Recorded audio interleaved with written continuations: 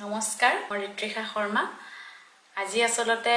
কিছুমান বিশেষ কাৰণতহে এই ভিডিওটো লৈ মই আপোনালোকৰ ওচৰলৈ আহিছো আজি প্ৰায় 2-3 দিন ধৰি সোশ্যাল মিডিয়াত মই একদম হট টপিক বনি যোৱা নিচিনা মোৰ লাগিছে আৰু বহুত এটেনশন পাইছো একদম চাৰিওফালে মোৰ মিম বনি আছে ট্ৰল কৰি আছে মানুহে আৰু সঁচা কথা ক'বলৈ গ'লে মই জীৱনত কেতিয়াও ইমান এটেনশন পাই পোৱা নাই বহুত কষ্ট কৰি গান বনাও বিশ্বাস কৰক আৰু এটা গান বনাওতে ইমান আমাৰ কষ্ট হয় কিন্তু তাৰ পিছতো আমি আপোনালোকৰ পৰা ইয়াৰ 10% মানে এটেনশনো নেপাও বহুত কিন্তু বিচাৰো দেই বহুত মানে হাবাথুৰি খাব লগা হয় আপোনালোকৰ এইখিনি এটেনশন পাবলৈ কিন্তু মই কিবা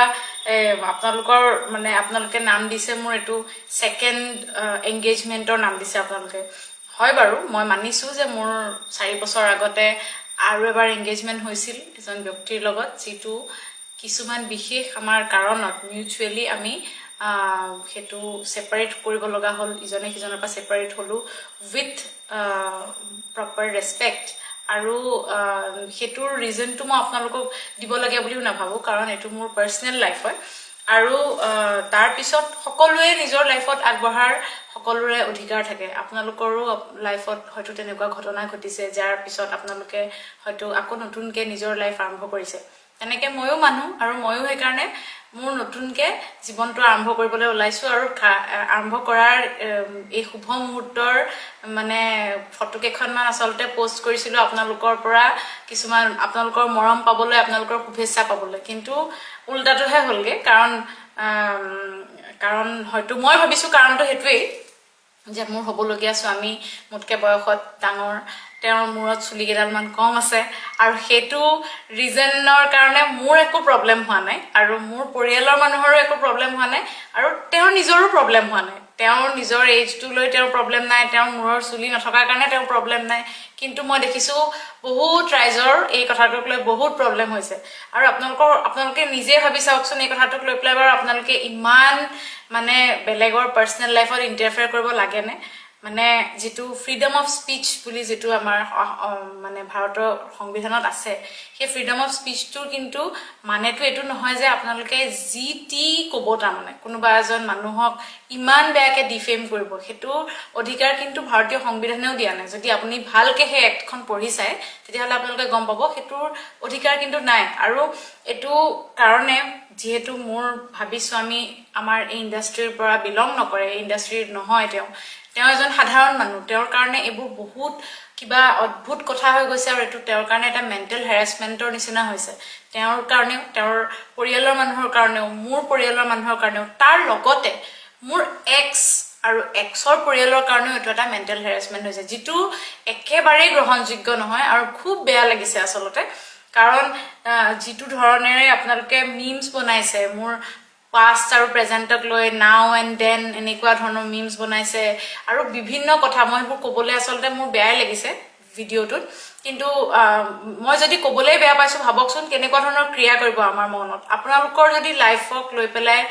মই বা আপোনালোকে চিনি নোপোৱা কোনোবা এজন ব্যক্তিয়ে আহি এনেকে আঙুলিয়াই বা এনেকে হাঁহে তেতিয়া আপোনালোকৰ কেনেকুৱা লাগিব বাৰু সকলোৰে নিজৰ চইচ মোৰ নিজৰ চইচ মই কাক চুজ কৰিছো জীৱনত কাৰ লগত মই বিয়া পাতিব বিচাৰিছো এটো মোৰ চইচ মই কিমান মুতকে বয়সত ডাঙৰ বা সৰু লগত বিয়া পাতো হেতু মোৰহে কমফৰ্ট জোনৰ কথা আসলতে মই হে বুলি ভাবো আৰু আজি মই বহুত বিভিন্ন পেজৰ ফেসবুক পেজ বিভিন্ন ফেসবুকত ব্যক্তিৰ পোষ্ট দেখা পাইছো আৰু বিভিন্ন নিউজ পোৰ্টেল নিউজ চেনেলস দেখা পাইছো ইউটিউব চেনেলসৰ দেখা পাইছো তেওঁলোকে আমাক লৈ মিম বনাই আছে হেতুক লৈ মই অতি সোনকালে ষ্ট্ৰিক্ট লিগেল একশন লবলৈ গৈ আছো আৰু সেই কাৰণে মই আসলতে আজি এই ভিডিওটো বনাইছো যিখিনি ট্ৰলাৰ আছে ট্ৰলাৰখিনিক মই কৈছো